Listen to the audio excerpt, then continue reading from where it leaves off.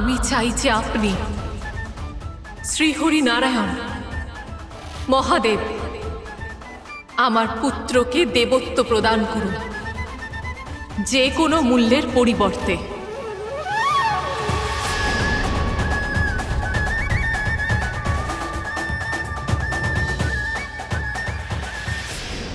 ক্ষমা করবেন মাতা, কিন্তু আমি আপনার এই প্রস্তাব বোঝার ক্ষেত্রে অসমর্থ।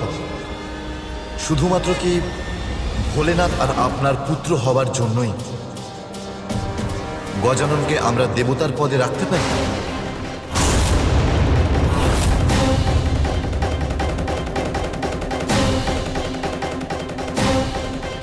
না দেবরাজ, ওকে দেবত্ব প্রদান করুন, কারণ তাতেই আমার গজানন সুরক্ষিত থাকবে।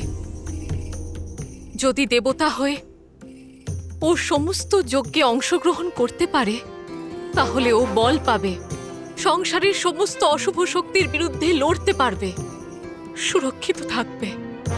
কোনো বিপদ ওর চারপাশেও আসতে পারবে না। হ্যাঁ, এটাই হওয়া উচিত। গজাননকে দেবত্ব প্রদান করে আমরা তার নিরাপত্তা সুনিশ্চিত করতে পারি।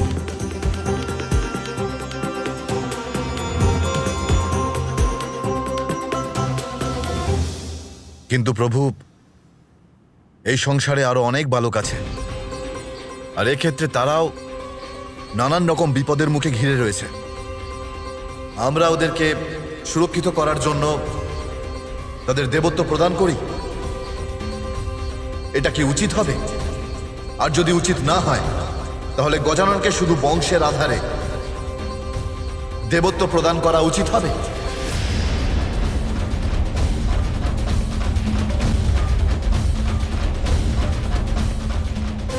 শুধুমাত্র মাতা পার্বতী আর ভোলেনাথের পুত্র হবার দরুন আমরা সেই পদ প্রদান করে দিই যেখানে যোগ্যতা প্রমাণ করবার জন্য উনি এখনো পর্যন্ত কিচ্ছু করেননি। এই পদ সম্পর্কে ওনার কোনো জ্ঞান নেই।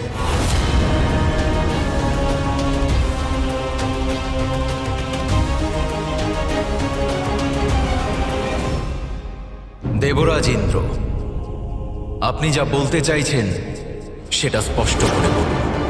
বলুন আমাকে, কি প্রস্তাব আপনার? ক্ষমা করবেন মহাদেব, কিন্তু আপনার পুত্রের সাথে আমার কোনো সংঘর্ষ নেই। কিন্তু আমি শুধু এটুকুই চাই, যখন ওনার মস্তকের প্রয়োজন ছিল সেটা আমিই ছিলাম। যখন ওনার জন্য মস্তক নিয়ে এসেছি, সেক্ষেত্রে আমি ওনার ক্ষতি কি করে চাইব প্রভু? সেই জন্য আপনি যা নির্ণয় নেবেন সেটা আমি স্বীকার করব। কিন্তু প্রভু, আমার একটা প্রশ্ন আছে। যদি আপনি সাহস দেন তাহলে সে প্রশ্ন করতে পারি। প্রভু, এই দেবত্ব এত সহজেই কাউকে প্রদান করা যেতে পারে?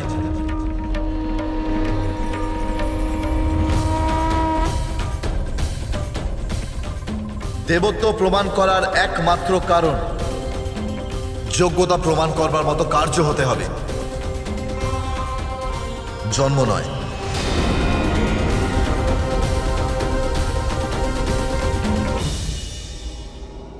যদি জন্মগুণে দেবত্বই পাওয়া যায়, তাহলে কর্মের আর কি প্রয়োজন? দেবরাজ উচিত কথাই বলছেন।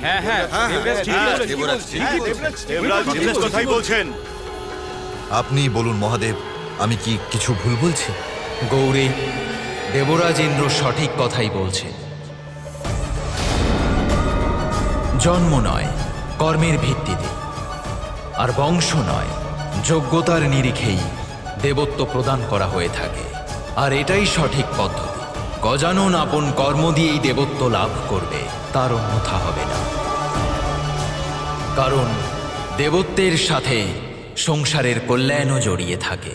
তাই যে তার কর্ম দিয়ে যোগ্যতা প্রমাণ করতে পারবে না, তাকে শুধুমাত্র বংশ পরিচয়ের জন্যই দেবত্ব প্রদান করা কখনোই উচিত নয়।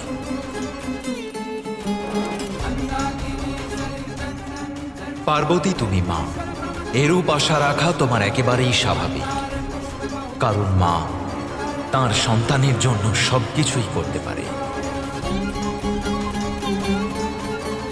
কিন্তু আমি দেবতা, এবং পার্বতী আর আমি তো ত্রিদেবের সম্মিলিত। সেই জন্য আমাদের দায়িত্ব অন্য সমস্ত দেবতার চেয়েও বেশি। আর দায়িত্ব কর্তব্যের আগে নিজের সম্পর্ক আর স্বার্থের কোনো মূল্যই থাকে না।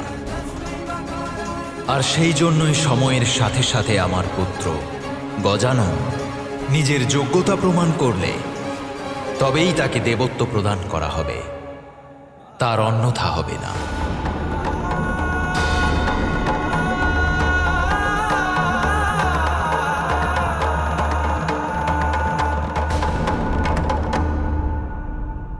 ধন্য আপনি মহাদেব, আর ধন্য আপনার নেওয়াই উচিত নির্ণয়।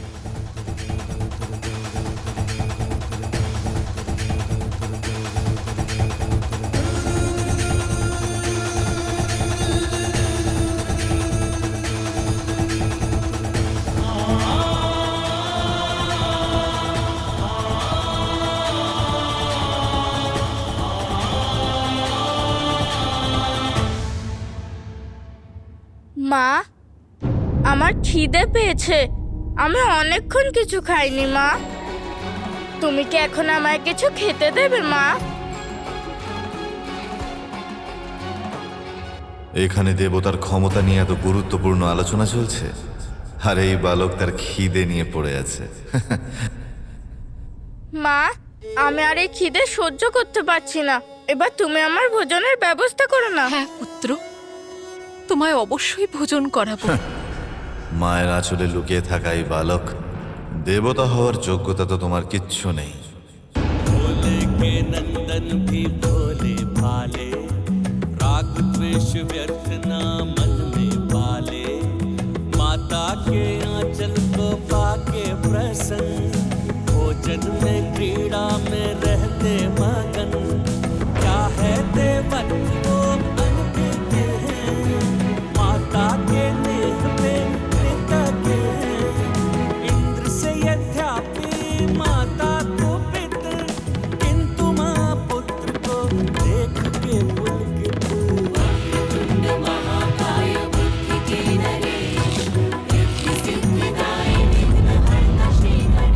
মজা, খুব মজা মা।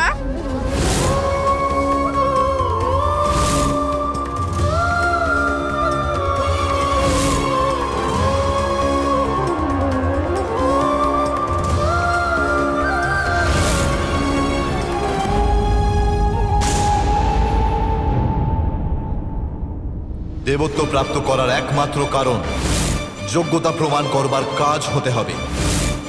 আর হ্যাঁ, ওখানে কেউ একজন ছিল। ওনাকে দেখে আমার এমন মনে হলো যেন উনি একজন ভয়ঙ্কর অসুর, জানো? দেবরাজ ইন্দ্র সঠিক কথাই বলছেন। ঠিক আছে, যদি আপনাদের প্রত্যেকের এইটাই সিদ্ধান্ত, তাহলে তাই হোক। দেবরাজ, উচিত বা অনুচিত, যোগ্যতা বা অযোগ্যতা, তার কথাই বলছেন তো?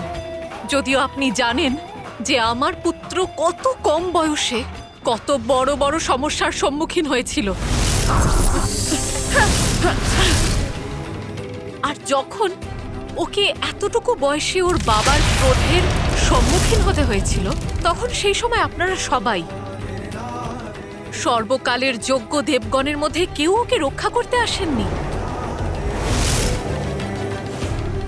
উচিত তো তাহলে এইটাই হতো দেবরাজ, যে আপনারা ওর সাথে লড়াইয়ে লিপ্ত হওয়ার আগে ওকে বোঝানোর চেষ্টা করতেন, কারণ ও তো অযোগ্য এক বালক, আর আপনি সমস্ত যোগ্যতায় পরিপূর্ণ দেবরাজ ইন্দ্র। কিন্তু মাতা, ও কোনো কিন্তু শুনব না, কারণ তখন উচিত হতো আপনি ওকে সুরক্ষা করার সমস্ত দায়িত্ব নিতেন। পূর্বে ও সমস্ত বিপদের কারণ ছিলেন আপনি, আর এখন ওকে তিরস্কার করছেন। এটা কি উচিত?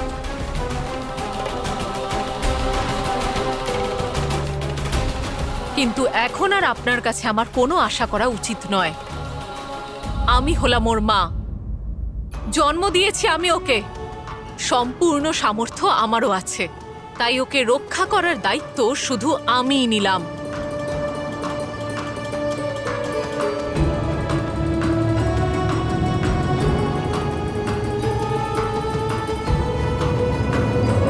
যোগ্যতা আর সংস্কার জন্মগত প্রাপ্তি নয়, কর্মের দ্বারাই তা প্রাপ্ত করতে হয়।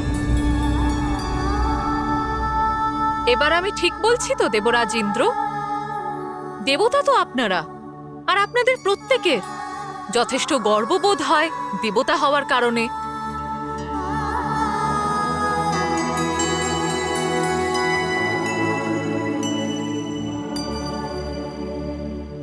সংস্কার আর যোগ্যতা, উচিত আর অনুচিতের ভেদাভেদ করছেন, তাই তো?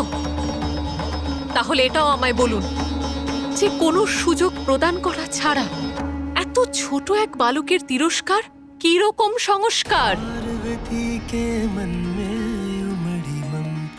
আর রইল কথা যোগ্যতার, তাহলে তা প্রত্যেকের মধ্যে থাকে, শুধু তা খুঁজে বের করতে সঠিক পথের সন্ধান আর প্রবল প্রচেষ্টারই তো প্রয়োজন, তাই না? এবার আমি আপনাকে একটা প্রশ্ন করছি দেবরাজ ইন্দ্র। যখন আপনার প্রয়োজন ছিল তখন আপনি আমার পুত্র কার্তিককে নিজের হাতে শিকার করেছিলেন।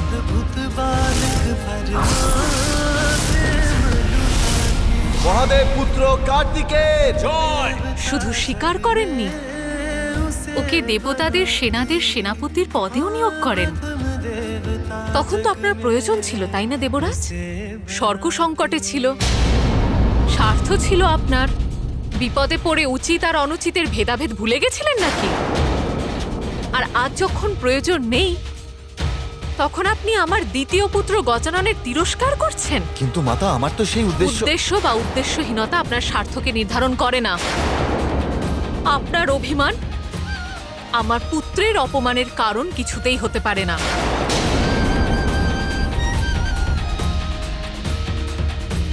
প্রত্যেকে শুনুন, আমি মহাদেবের অর্ধাঙ্গিনী,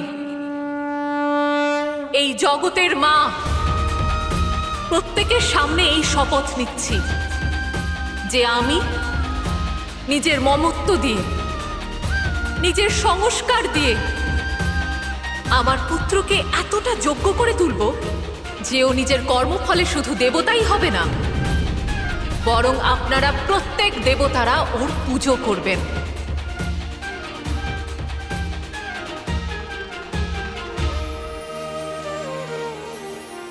আর এই যোগ্যতাও লাভ করবে নিজের জন্ম দিয়ে নয়, নিজের কর্মফল দিয়ে। আমার পুত্র গজানন প্রথম পূজ্য হবে, প্রথম পূজ্য হবে, প্রথম পূজ্য হবে, প্রথম পূজ্য হবে।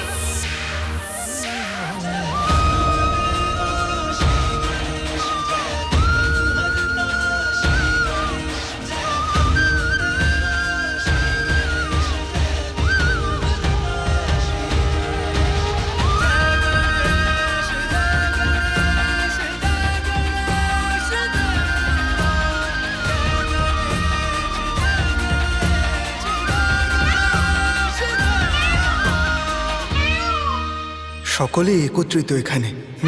উৎসব চলছে। তাহলে মাতার ব্যাকুল কণ্ঠ আমার কান কেন ভেদ করছে? মহাদেব প্রণাম। এবার আমাদেরকে যাওয়ার অনুমতি দিন।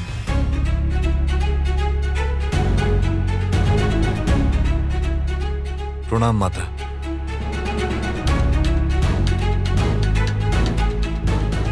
গজমুখ গজানন, তুমি মহাদেব আর মাতা পার্বতীর পুত্র, আর এইটা তোমার সৌভাগ্য। এতেই সন্তুষ্ট থাকো। দেবতাদের ক্ষমতা পাওয়ার যোগ্য তুমি নও।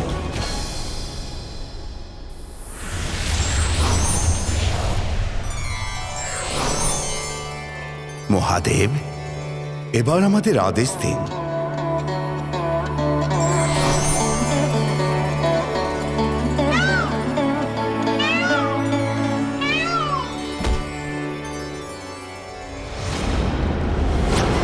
পাতালের রানী সিংহিকা, কত আনন্দ হবে আমার যখন এই ধ্বনি শুধুমাত্র পাতালকে নয়, সমস্ত জগৎ সংসারকে ধূলিসাৎ করে দেবে। আমার রাজমুকুট এটা, আর এই সিংহাসনটাও পাতালের সর্বে সর্বা, অসুরদের রানী আমি।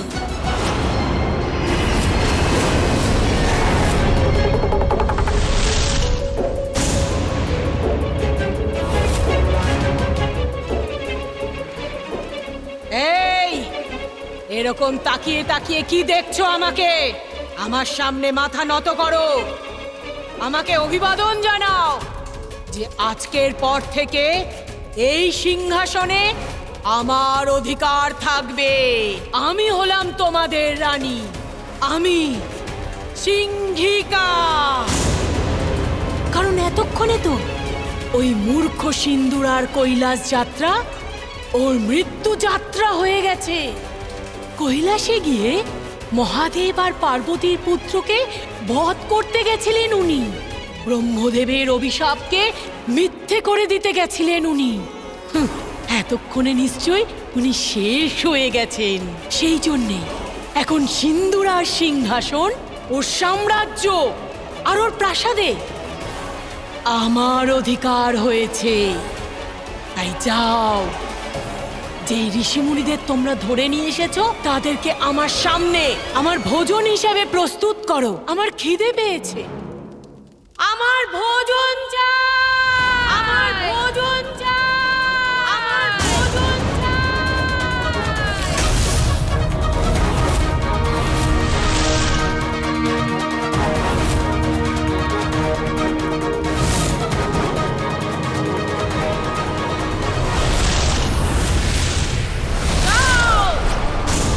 আমার আদেশের পালন করো, না হলে এইবার তোমাদের মস্তক তোমাদের ধর থেকে আলাদা করে দেব।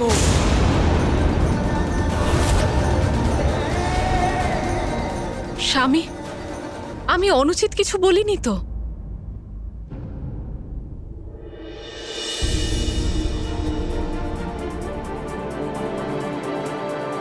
পুত্র, মাতার হৃদয় তো সবই জানতে পারে। আমি কিছু না বলতেই মাতা জেনে গেলেন যে আমি এখানে। আমার পুত্র। হ্যাঁ মাতা, আপনার পুত্র এখানে। আমি চলে এসেছি। এবার আপনার সব কষ্ট আমি দূর করে দেব।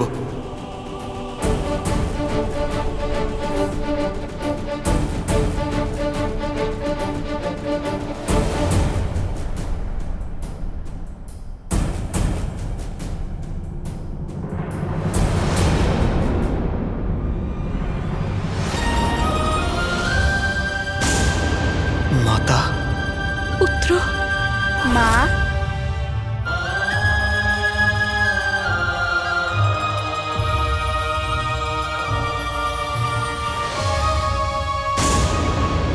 মাতা আমার সঙ্গে দেখা করতে আমাকে আশীর্বাদ করতে আসছিলেন না।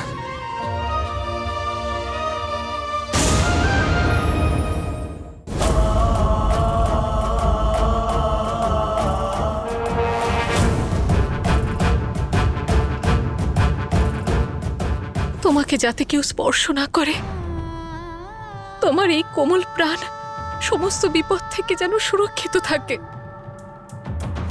এইটুকুই তো চেয়েছিলাম আমি। মাতা আমাকে দেখার পরেও আমাকে না দেখার ভান করলেন। কে এই বালক যাকে মাতা পুত্র বলছে? আমি কি বেশি কিছু চেয়ে ফেলেছিলাম যে কোনো দেবতা আমার পাশে এসে দাঁড়ালেন না? আমার প্রস্তাবকে অস্বীকার করে দিলেন, আমার পুত্রের উপহাস করলেন, তিরস্কার করলেন প্রত্যেকে।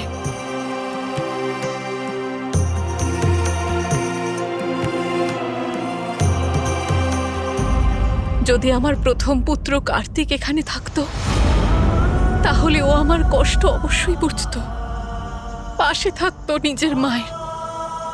তাহলে মাতা আমাকে না দেখার ভান করেননি? সত্য তো এটাই, উনি আমাকে দেখেননি।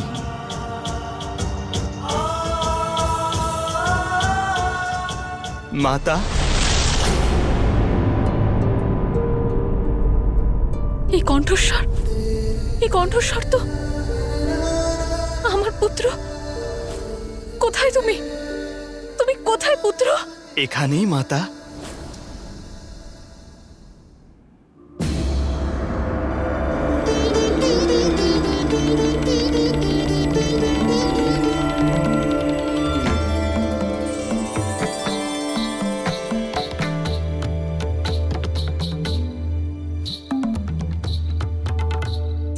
প্রণাম মাতা।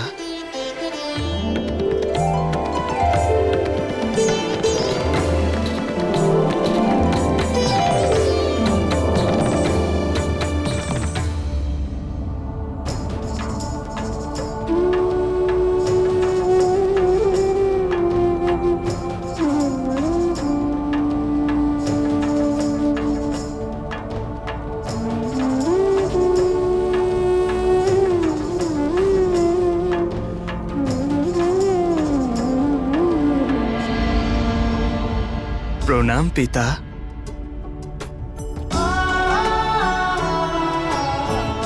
আয়ুষ্মান ভব।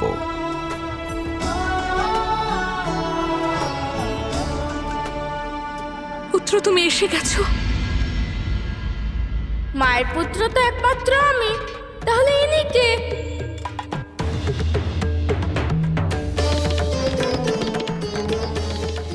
এই অদ্ভুত গজমুখ বালক কে? আর ও মাতার কাছে দাঁড়িয়েই বা আছে কেন? ওর আমাদের পরিবারের সঙ্গে কি সম্পর্ক?